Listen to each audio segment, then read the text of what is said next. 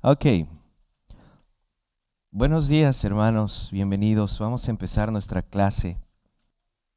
Estamos viendo lo que es conocido como las doctrinas de la gracia, el tulip o los 5 puntos del calvinismo, que es en pocas palabras una respuesta a la controversia con los hermanos arminianos que rechazaban el decreto por voluntad de Dios, sino que decían no, lo que pasa es que Dios vio y previó quién iba a creer en él y en eso hizo su decreto, quién iba a creer en Cristo. Y estamos empezando a estudiar la segunda letra del acrónimo TULIP, que sería Unconditional Election, que es elección incondicional.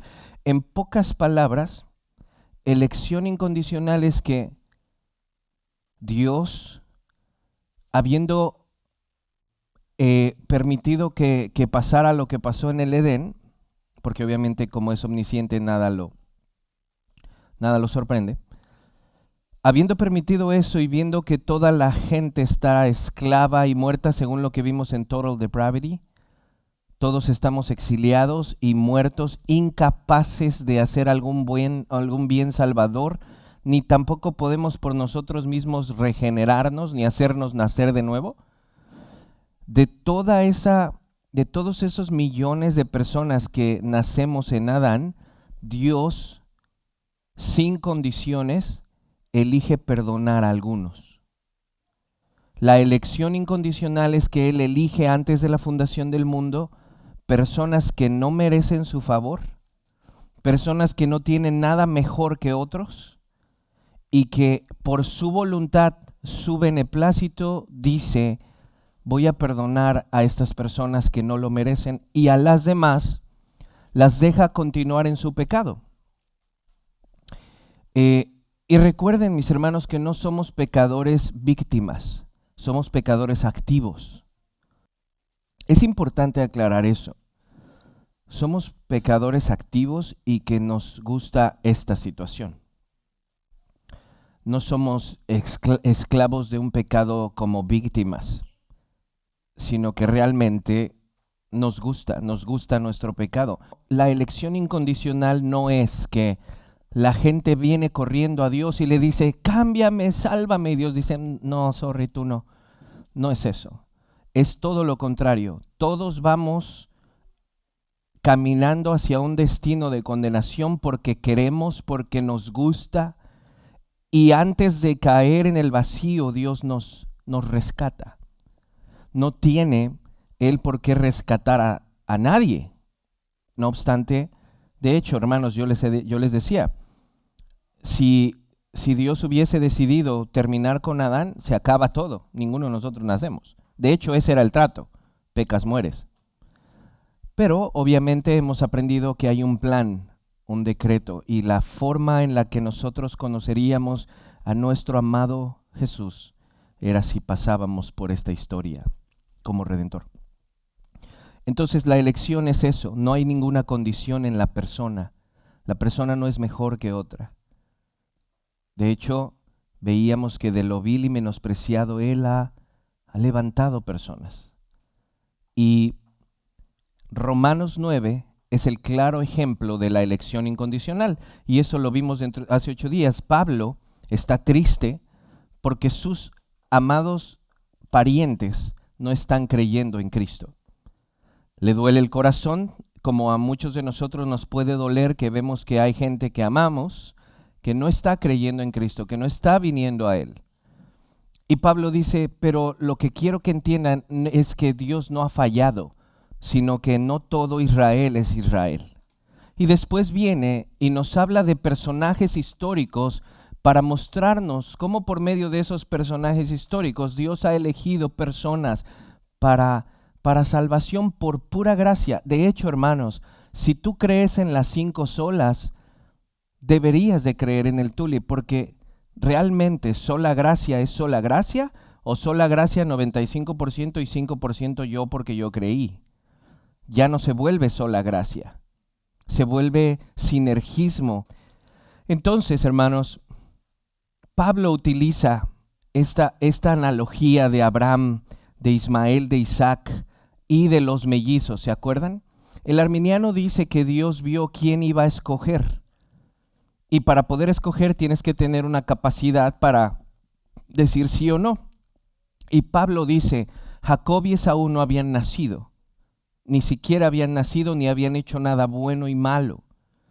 Pero para que el propósito de Dios de la elección continúe, se dijo, a Jacob amé, a Esaú aborrecí. Yo no entiendo eso. Y lo único que sí estoy llamado es a decirlo y a enseñarlo, porque eso es. Y es el beneplácito del Señor. El que el Señor haya decidido amar a Esaú. Personajes históricos que recuerden, lo que Pablo quiere decirnos es por qué unos están creyendo y otros no.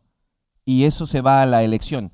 Los que creemos, hermanos, los que terminamos creyendo en Él, es un regalo de Dios. Es un regalo de Dios.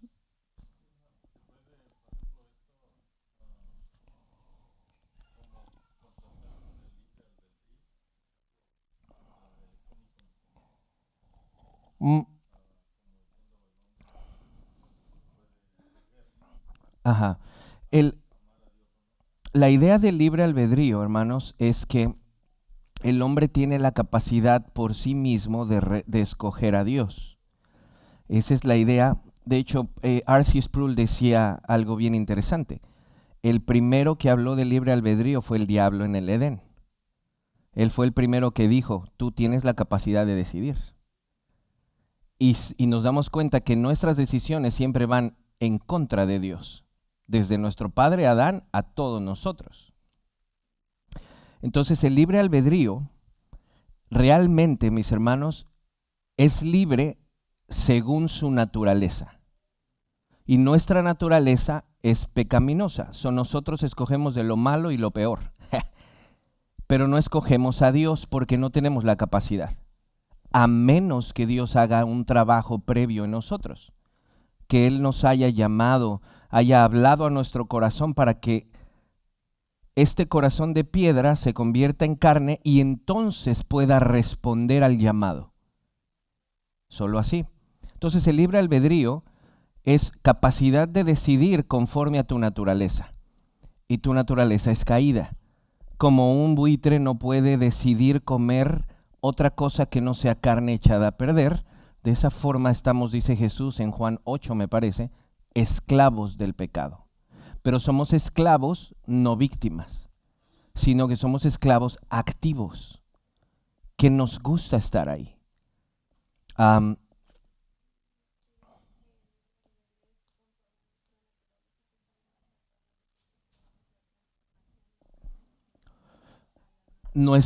Cuando nosotros somos regenerados, es por eso que dice que ahora somos verdaderamente libres. Entonces, cuando somos regenerados, tenemos la capacidad de resistir el pecado por medio del Espíritu Santo y la disciplina que ustedes y yo vamos ejerciendo durante toda nuestra vida, pero continúa una lucha terrible como Romanos 7 nos dice. Es por eso que Pablo dice, gloria a Dios por Jesucristo, porque si fuera por obras, yo la pierdo mi salvación en algún punto de la semana por un pensamiento, por una mala acción. Siendo salvo, podemos caer, lo vimos en David, pecados escandalosos de muchas personas de la Biblia. Pero tenemos la capacidad, ahora sí somos verdaderamente libres, en el sentido de que ahora tenemos la capacidad de resistir. Pero muchas veces, alguien ponía el ejemplo, y no recuerdo quién, un soldado en la batalla puede perder algunas, pero no se cambia del otro bando. ¿Sí? Es muy diferente. Un soldado puede ser agarrado por el enemigo y puesto en secuestro por un tiempo, pero no se movió al otro lado. Es un soldado. Y eso es lo que vemos en Romanos 7. Entonces, si dice que el Hijo nos hace verdaderamente libres, es porque una vez viene la regeneración, se empieza la transformación a la imagen del Hijo. Imagínense todo el trabajo que se tiene que hacer. Pero para que venga eso, primero hubo una elección desde la eternidad. Y en algún punto de la historia se va a llevar a cabo nuestro llamado, el llamado eficaz. Pero entonces, cerrando con el libre albedrío, Tenemos capacidad de decidir según nuestra naturaleza, pero no tenemos la capacidad de hacernos nacer de nuevo. No podemos hacer eso. Eso proviene de Dios. Y cuando Él hace el milagro, yo respondo. Él es la causa primaria y yo soy la respuesta de lo que Él hizo. Mi fe es la respuesta de lo que Él ha hecho. Pero mis hermanos, y una vez que hemos nacido de nuevo, de verdad, no podemos desnacer de nuevo. Porque eso es un trabajo que llegará hasta el final. Y gracias a Dios que tenemos el ejemplo del ladrón en la cruz, porque hay personas que uno puede decir, híjole, es que se me hace que no, porque ve cómo está mal. No debemos de pensar así, hermanos, jamás, por favor. El ladrón en la cruz en el último momento tenía una cita divina. Y muchos de nosotros decimos, y pastores dicen, yo te aseguro que si él se baja de la cruz y no lo matan ese día, se une a los apóstoles, empieza a reunirse en una congregación, porque era salvo. Obviamente murió, pero gloria a Dios, aún ahí tenía una cita divina, una persona que no lo merecía y que estaba completamente incapaz de poder hacer alguna obra para salvarse o bautizarse. Solo confió en lo que Jesús le dijo, que no sabemos qué fue realmente. Entonces, mis hermanos, la elección es incondicional. ¿En qué sentido? En que nosotros no merecemos nada ni tenemos algo que pueda Dios decir, sí. Por eso creemos que el arminiano está mal al decir que Dios previó y por eso lo escoge. No, Dios lo escoge para que pueda venir, y por eso Jacob y Esaú. Y repito lo que decía Spurgeon en una enseñanza, cuando la hermana se acercó diciéndole, eso no es justo. Que él dijo, pero a ver, hermana, solo dígame qué no es justo, que aborrezca a Esaú. Ah, no, eso yo lo entiendo, hermana. Lo que no entiendo es que ame a un usurpador. No entiendo eso. Y no entiendo que me ame a mí. Y no hay injusticia en él, porque todo pecado debe de ser pagado por su santidad. La cosa es que el Señor pagó por nosotros. No hay una deuda. Ni Dios se hace de la vista gorda, fue cargado. Por eso cuando pecamos, debemos de pensar que Él pagó por eso. Y eso debe de ayudarnos también, porque mi pecado es lo que lo llevó a sufrir. Bueno, entonces, para hablar de la elección, Pablo habla de Romanos y dice, Dios no falló. Dios no ha fallado. Lo que pasa es que no todo hijo sanguíneo de Israel es Israel, sino los que creen, los que son hijos de la promesa, los que Dios interviene divinamente para que nazcan. Eso es todo lo que Pablo quiere explicar con Isaac e Ismael, Jacob y Esaú. Vamos a Romanos para terminar, que no lo pudimos terminar hace 8 días. Y quiero que comencemos desde el verso 11, Romanos 9, verso 11, aunque ya lo leí hace 8 días, pero volvamos a recordar lo que está pasando. Recuerden, Pablo está triste porque sus parientes son anatema, separados de Dios, y él dice, pero no quiero que ustedes crean que Dios está fallando o que Jesús no es el Mesías, sino que no todos descendientes de Israel son Israel, ni todos son hijos solo porque tienen la sangre de Abraham, sino que por la promesa, es decir, por la intervención de Dios. Cuando una mujer es estéril, se necesita el milagro de Dios. Nosotros como muertos, se necesita el milagro de Dios. Verso 11. Porque cuando aún los mellizos no habían nacido y no habían hecho nada, ni bueno ni malo, para que el propósito de Dios conforme a su elección permaneciera, una vez más, no por las obras, por eso es incondicional. El que uno acepte a Dios y el otro no sería una obra de yo sí tuve la capacidad de aceptar. Eso es una obra. No es por ningún tipo de obras, ni nosotros aceptamos por nuestro buen corazón, o porque fuéramos mejores que otros, o porque tuviéramos un corazón más blandito que otros. Muchos de nosotros fuimos muy necios con el Señor. Su elección permaneciera no por las obras, sino por aquel que llama. Por aquel que llama, se le dijo a Rebeca, el mayor servirá al menor, tal como está escrito, a Jacob amé, pero a Esaú aborrecí. ¿Qué diremos entonces? Esta es nuestra respuesta natural. ¿Que hay injusticia en Dios? ¿Sí? Porque cuando uno escucha la doctrina de la elección, rápidamente piensa, eso no es justo. ¿Cómo Dios hace eso? Pues Él es Dios. Él es Dios y Él puede. Y repetimos desde el punto de que Él no nos debe nada, a ninguno. Por eso debemos de estar eternamente agradecidos que Él se haya fijado en nosotros. Eso es impresionante, hermanos. Yo les decía hace 8 días, creo, yo venía solo a trabajar un ratito y hacer algo de dinero y regresarme a México. Él y yo no estábamos juntos, mi familia estaba destruida y muchas cosas más. Mi Celia andaba por allá, Luis Ángel igual, y Él se fijó en mí. Y no tengo nada amable, hermanos, nada amable. Entonces, el que a nosotros nos parezca injusto o el que a nosotros no nos guste eso, no nos da el derecho de quitar lo que Él está diciendo. No puedo. Arsi decía, todos pueden hablar del amor de Dios, todos pueden esto, todos pueden el otro, pero en el momento en el que Él se sienta en el trono de su elección, las criaturas rechinan los dientes. Y respondemos así, es injusto. Y entonces Pablo contesta así, miren hermanos, ¿qué diremos entonces? ¿Que hay injusticia en Dios? De ningún modo, dice algún predicador, este de ningún modo en el griego es así como que no way, ¿sí? No, o sea, no. ¿Cómo va a haber, cómo tú crees que puede haber injusticia en Dios? Dice, verso 15, porque Él dice a Moisés, y aquí está, hermanos, de dónde viene qué sí, qué no, quién sí, qué no.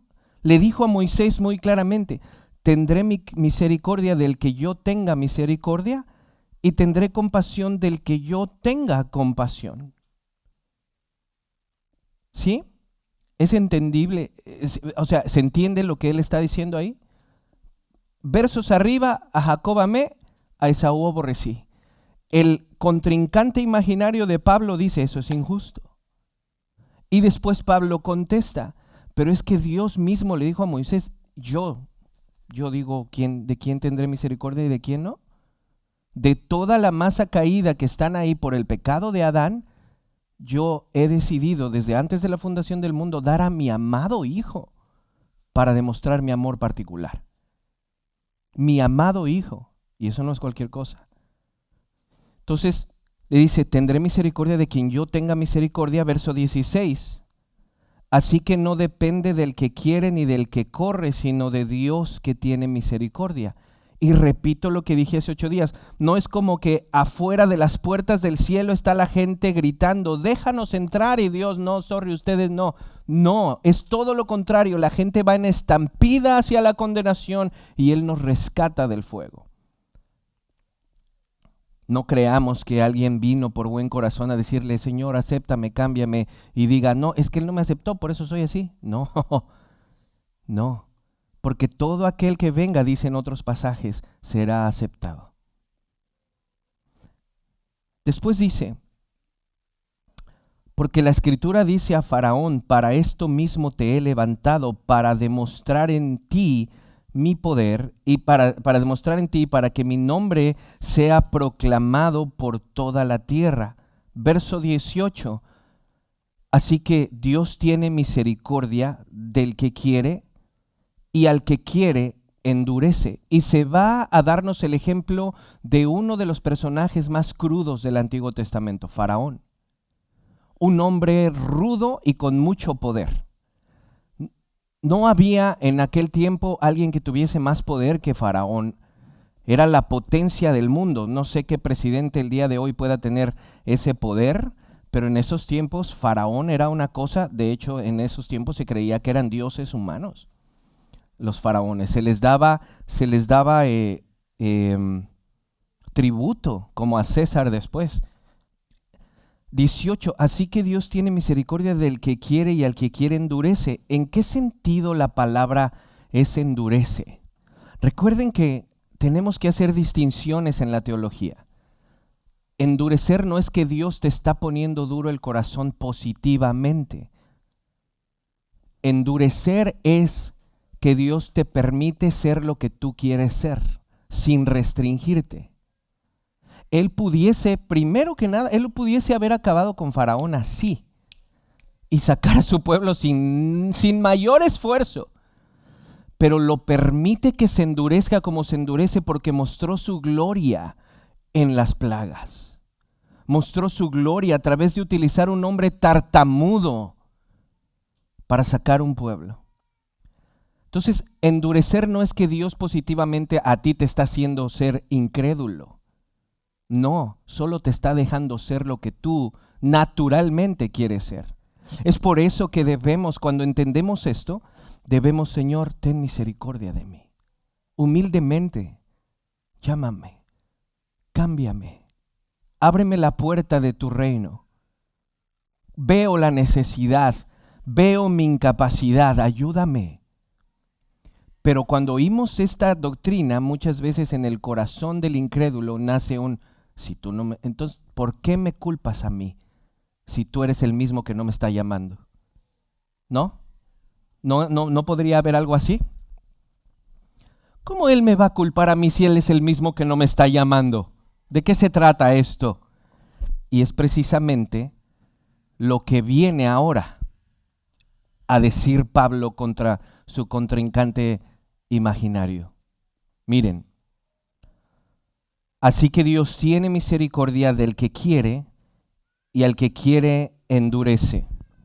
Me dirás entonces, lo que les decía, ¿por qué pues todavía reprocha?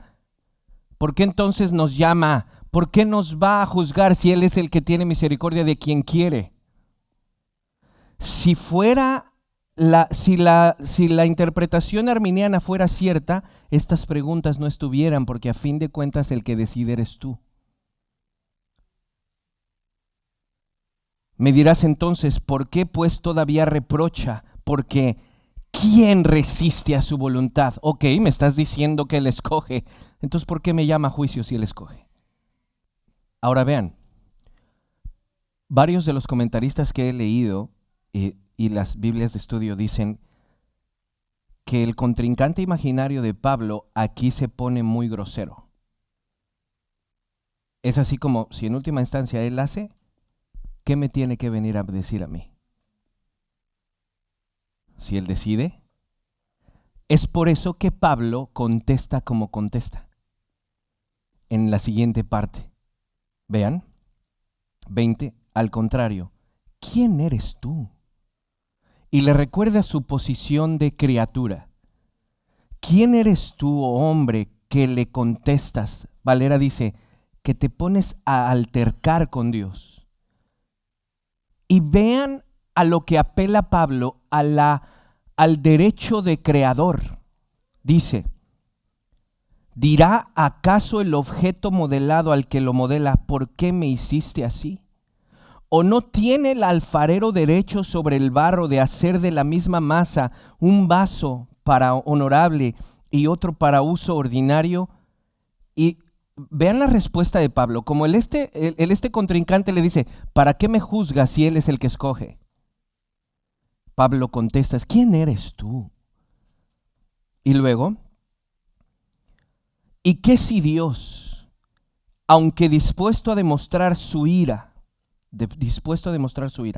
y hacer notorio su poder, ahora vean, soportó con mucha paciencia los vasos de ira preparados para destrucción? Cada día que pasa, Dios tiene que retener su ira por amor a los vasos de misericordia. Porque y siendo nosotros no diferente de los demás. Pablo está diciendo que todos los días Dios retiene lo que merecemos por amor a los escogidos, por amor a los elegidos. Esto es impresionante. Él no ha terminado el mundo porque hay un plan y hay una lista en un libro y no faltará ninguno. Entonces Pablo le está diciendo, a ver, y esto habla de Jeremías, el dueño del barro. Imagínate, está el alfarero formando una taza y de repente el polvo voltea para arriba y le dice, espérame tantito, ¿por qué me estás haciendo así?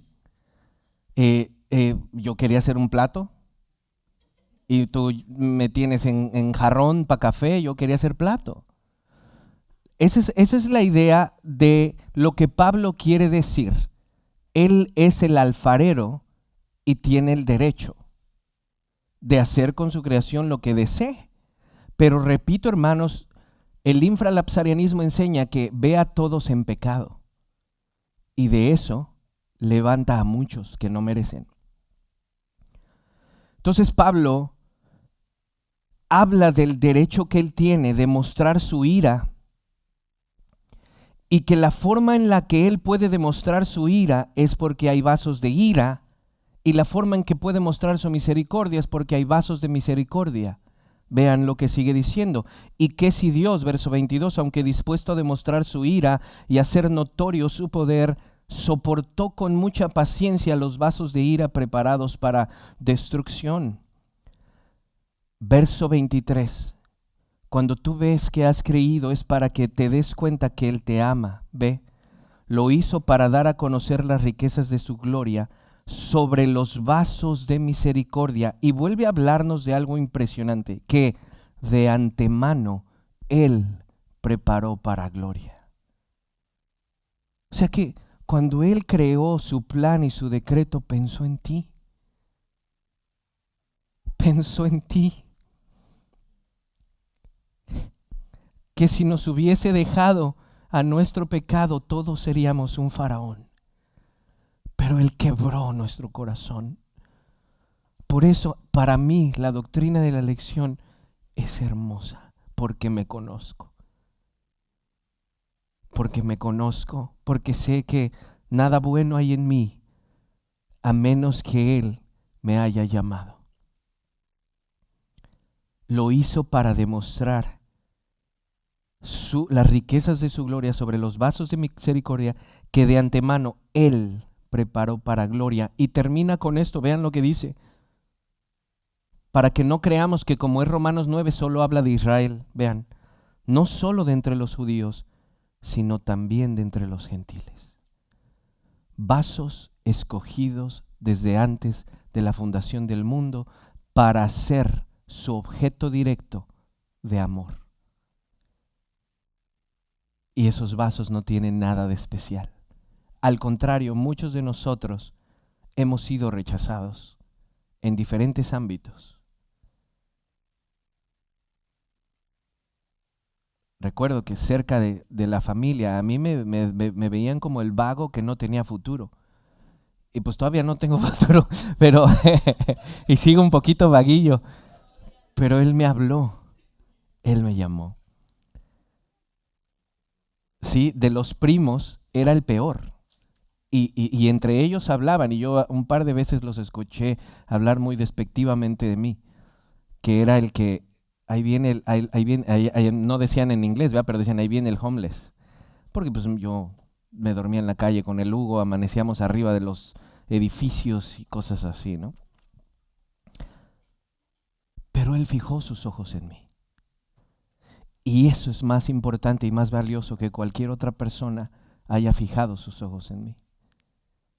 Por eso dice Pink, Él vio todas mis caídas, Él vio todas mis recaídas y aún así me amó.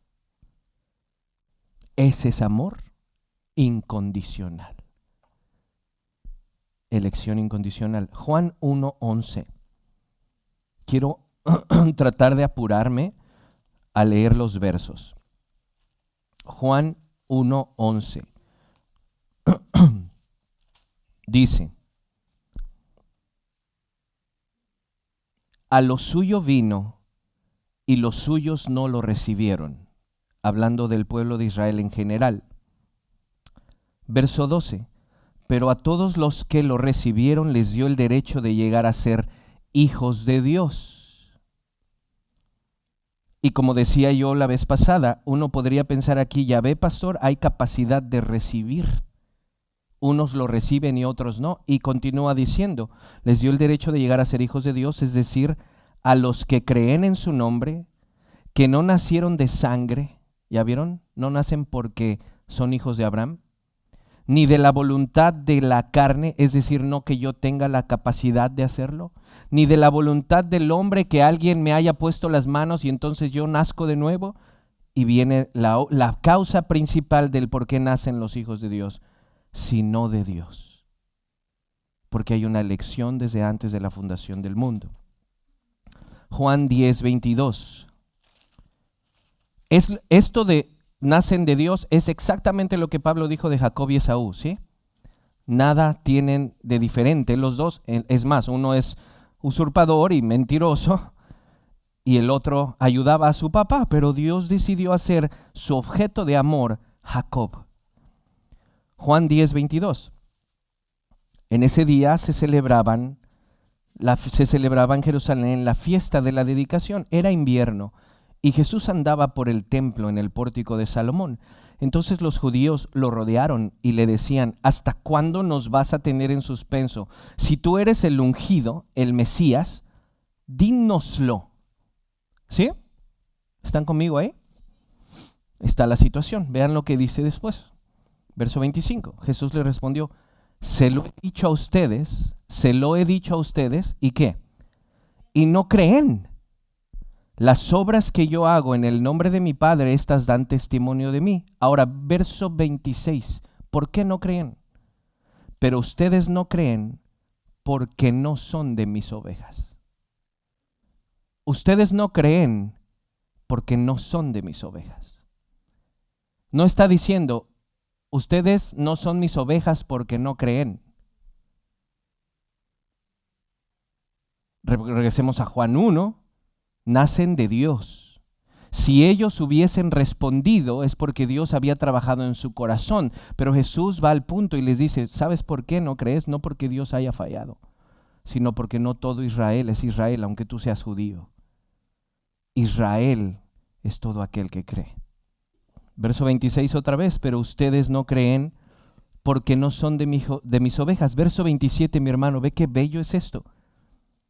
Mis ovejas oyen mi voz, yo las conozco, palabra importante, conozco, las conoce de antemano, conozco, es decir, las amo, yo las conozco y me siguen. ¿Por qué lo seguiste? Porque eres su oveja. ¿Y por qué los otros no lo siguieron? Porque no son sus ovejas. ¿Y qué contesta el contrincante de Pablo? Eso es injusto. ¿Y qué contesta el contrincante de Pablo? ¿Para qué me reprocha entonces? ¿Y qué contesta Pablo? ¿Quién eres tú para que le digas a Dios qué hacer con el barro? Una humillada, pero a la vanidad humana. Una humillada a la vanidad humana que cree que merecemos el cielo. Sigue. Verso 28, hermanos. Yo les doy vida eterna y perecerán un miércoles en la tarde. No. Hermanos, gloria a Dios. Y jamás perecerán y nadie las arrebatará de mi mano. Mi Padre que me las dio, es mayor que todos y nadie las puede arrebatar de la mano del Padre. Yo y el Padre somos uno. Y se las dio antes de la fundación del mundo. Romanos 8:29. Romanos 8:29.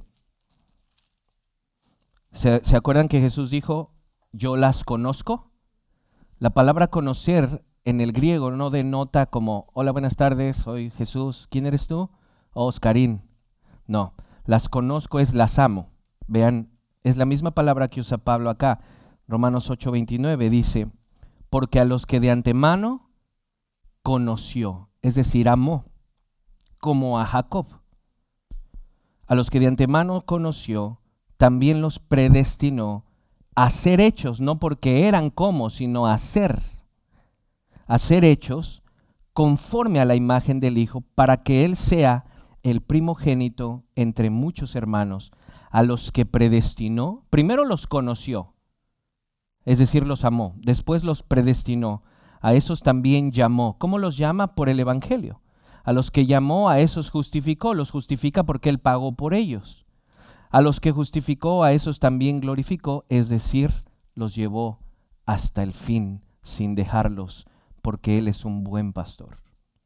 La elección condicional de los arminianos habla de que Dios hace capaz la salvación para todo el mundo, pero segura para ninguno. El arminiano dice, Dios hace la salvación para todo el mundo posible, pero segura para ninguno. Tienes que echarle ganas. Al que Él salva, salva hasta el fin. Efesios 1:4. Porque Dios nos escogió en Cristo. Obviamente es en Cristo, mis hermanos, porque Él es nuestra cabeza. Porque Dios nos escogió, pero a los que escogió fue a nosotros en Él, antes de la fundación del mundo, para que fuéramos santos y sin mancha delante de Él. En amor nos predestinó, otra vez, hermanos, gloria a Dios, nos predestinó para adopción como hijos. ¿Y cómo nacen los hijos según Juan 1? De Dios, no de voluntad humana, no por ser judíos. Nacen de Dios. Otra vez, nos predestinó para adopción como hijos para sí mediante Jesucristo. ¿Y por qué? ¿Por qué? ¿Porque vio algo bueno en mí? ¿Porque vio que yo sí iba a aceptar y el otro no? No. Conforme a la buena intención de su voluntad, verso 6, para alabanza de la gloria de su gracia. Alabanza de la gloria de su gracia. Su buena voluntad y su gracia. Esto, tío Jesse, sí es verdaderamente sola gracia. Esto es verdaderamente sola gracia. Entonces, si un arminiano cree en las solas, debería de creer en el tulip automáticamente, porque esto es verdaderamente ser salvo por sola gracia. Voy a hablar un poquito de la gracia preparativa, pero no ahorita. Estoy viendo algunos versos solamente para afirmar la elección sin condición. Hechos 13:48. Oyendo esto, los gentiles se regocijaban y glorificaban la palabra del Señor, y creyeron cuantos estaban ordenados a vida eterna. Unos creyeron, otros no. ¿Quiénes creyeron? Los que estaban ordenados para vida eterna. ¿Por qué? Porque el Señor abrió sus corazones. Yo no, hermano, ¿ustedes creen que yo tengo la capacidad de aquí de convencerlo a usted y darle un nuevo corazón? Eso es solo Dios. Él lo hace. Primera de Timoteo. Bueno, vámonos a Corintios para que no le mueva a usted tanto. Ahí está cerquita. Primera de Corintios 1, 27. Dice, sino que Dios ha escogido lo necio del mundo. Voltea a ver a alguien aquí necio, hermano. Es eso, de verdad, necios, que no lo queremos por naturaleza, sino que Dios ha escogido lo necio del mundo para avergonzar a los sabios, y Dios ha escogido lo débil del mundo para avergonzar a lo que es fuerte. También dice, también Dios ha escogido lo vil y despreciado del mundo, lo que no es, para anular lo que es, para que nadie se jacte delante de Dios. Si hay algo en lo que yo puedo jactarme es que Él me ama, es todo. No tengo algo amable por mí mismo. Verso 30, pero por obra suya ustedes están en Cristo Jesús. Por obra suya ustedes están en Cristo Jesús, el cual se hizo para nosotros sabiduría de Dios y justificación, santificación y redención, para que tal como está escrito, el que se gloríe en el Señor. Otro pastor decía, qué incómodo sería llegar al cielo y escuchar a los humanos ahí decir, recuerdo el día en que acepté a Cristo yo. Y lo hice. No. Yo estaba muerto, como dice el ciego, lo único que sé es que ahora veo.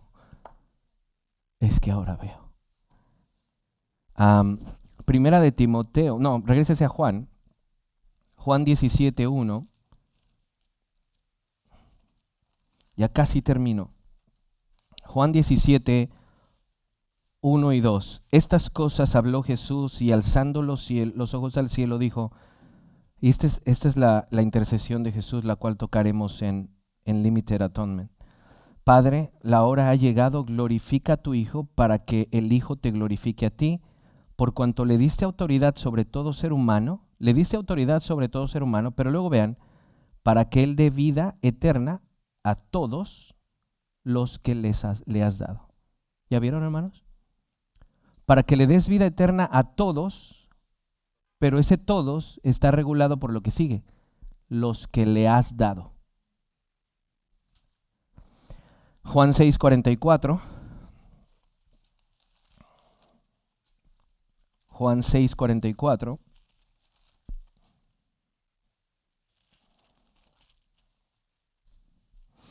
Nadie puede venir a mí, es decir, a Jesús, en arrepentimiento, en fe. Nadie puede venir a mí si no lo trae el Padre que me envió. Hay algunas versiones que dicen si no lo arrastra Dios. Si no lo arrastra. Y yo lo resucitaré en el día final. Muchos dicen que esta doctrina hace de los hombres solo un robot, un títere. Pero no es así, hermanos. Lo que hace es liberarnos. Y una vez que nos libera, nosotros, por esa nueva naturaleza liberada, queremos venir a Él. Queremos. Yo no estoy aquí en contra de mi voluntad. Pero para que yo esté aquí, Él trabajó en mi corazón. ¿Sí? No estoy en contra de mi voluntad. Él abrió mis ojos para ver su hermosura. Él abrió, como decía Agustín, rompiste la sordera de mis oídos cuando me llamaste. Estoy aquí no como robot. Estoy aquí porque me iluminó el corazón y quise venir. Segunda de Timoteo 1:9.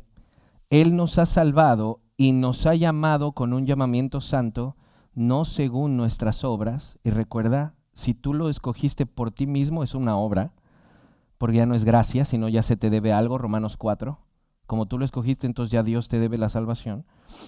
Sino según su propósito y según la gracia que nos fue dada, ¿cuándo? En Cristo Jesús, ¿desde cuándo? Desde la eternidad. Todos estos elección incondicional que Él nos amó antes. Bueno, vamos a su hojita. Como podemos observar, la razón de la elección no es la presciencia de Dios. La razón de la elección no es la presciencia de Dios, sino su voluntad y su amor especial hacia individuos particulares, hermanos. La doctrina de la elección es hermosa para aquellos que sabemos que nada bueno hay en nosotros. De igual manera, sabemos que nosotros vivíamos nuestra vida sin querer a Dios ni buscar a Dios, y en un momento Él llamó nuestro corazón, como dice el evangelista, yo solo sé que era ciego y ahora veo. El pastor Sugel Michelén expresa lo siguiente, no sé si te di esa foto, hijo. El pastor Sugel Michelén expresa lo siguiente. El arminianismo afirma que la obra redentora de Cristo no tenía la intención de salvar eficazmente a nadie, sino más bien hacer que la salvación estuviera disponible para todos. Cristo murió por toda la humanidad en general, pero no por ningún hombre en particular. Si la doctrina de la elección arminiana es correcta, la conclusión inevitable es que Dios ama a la humanidad en general, pero sin amar lo suficiente a nadie particular para asegurarle su salvación. Está buenísimo, hermano. Esta es una declaración importante, y es que pareciera que el arminianismo, póngale coco a lo que escribo, pareciera que el arminianismo muestra un Dios con amor general que abarca a todo el mundo, pero en última instancia, razonándolo bien, el sacrificio de Jesús desde la postura arminiana no es eficaz. No salva, hace disponible, pero no salva. Y tampoco salva seguramente. A mí eso sí se me hace cruel. A mí eso sí se me hace cruel. Decir, ya hice yo mi parte, échale ganitas, allá te veo si llegas. Si puedes llegar. Vean, en última instancia, razonándolo bien, el sacrificio de Jesús no es eficaz ni le aseguraría nada a nadie, a menos que ese alguien coopere con su libre albedrío. Pero vimos en depravación total que el hombre no quiere ni puede venir a Dios a menos que el Espíritu Santo lo regenere. Es por eso y otras cosas más que creemos que el arminianismo erra o hierra. ¿Erra? Charles Spurgeon dijo: creo en la doctrina de la elección soberana porque estoy seguro de que si Dios no me escoge a mí, yo jamás lo hubiera escogido a Él. La doctrina de la elección es hermosa para el pecador que sabe quién es. Solo a Dios la gloria. Él te ama.